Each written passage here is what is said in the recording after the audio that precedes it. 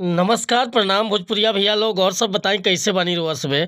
उम्मीद करतानी रउआ सब ठीक ठाक होखब भैया और हमहू ठीक बानी। तो स्वागत बाटे आप सबके राइटर विजय बागी के चैनल पर।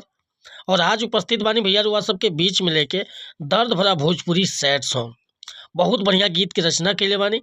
बस एक नया म्यूजिक बनवा देतानी आ बढ़िया तरीका से गायकी कर देतानी तो गाना एकदम दिल के छू जाई भैया। तो चली देर ना करते हुए मैटर के शुरुआत कइल जा कि कैसे गीत के गावे के बा, का एकर धुन बा, का लय बा। लेकिन वीडियो स्टार्ट कर से पहले भैया एगो बात बतावल चाहब।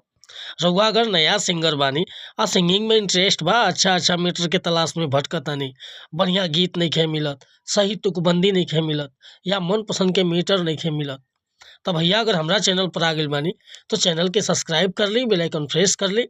हर रोज रउआ के नया नया मीटर सुने के, देखे के और गावे के मिलत रही भैया। काहे कि हम हर तरह के गाना राइट करेला, हिंदी में भी, भोजपुरी में भी, ट्रैक पर भी और नया सॉन्ग भी। रुआ कोनो प्रकार के मीटर लिखवाओ होखे बेहिचक कॉल कर सकीले, चाहे व्हाट्सअप कर सकीले। बिल्कुल उचित चार्ज पर रुआ के फुल सॉन्ग व्हाट्सअप के जरिए मिल जाई भैया। नंबर हमारा डिस्क्रिप्शन में बाटे।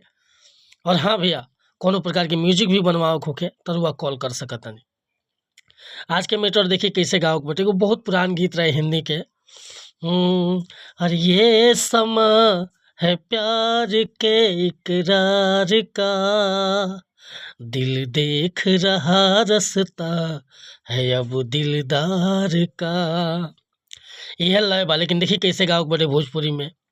किया वो त सोना तोहर बरतिया बुध के, अरे आबो त सोना तोहर बरतिया बुध के, हम जियब न जान दे दीहब नदी में कूद के, हम जियब न जान दे दीहब नदी में कूद के।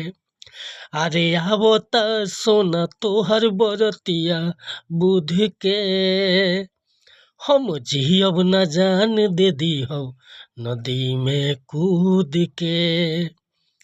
अरे साथ जो दे तू लड़ती जमाना के युद्ध से, हाय अब जियब न जान दे दीहब नदी में कूद के, हाय अब जियब न जान दे दीहब नदी में कूद के। तब भैया ये मुखड़ा लेकर वह सबके बीच में उपस्थित रहनी हो।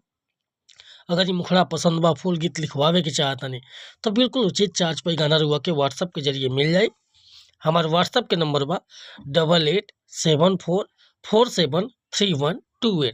कोनो प्रकार के मैटर लिखवाओ होखे, चाहे नया म्यूजिक बनवाओ होखे, बेहिचक रुआ कॉल या व्हाट्सअप कर सकतानी भैया। मिला तनी हम अगला वीडियो में। अगर वीडियो पसंद आई तो लाइक करब, कमेंट करब आ चैनल पर पहली बार आए लोग हम तो चैनल के सब्सक्राइब कर ले। जय हिंद, जय भारत, जय भोजपुरी समाज।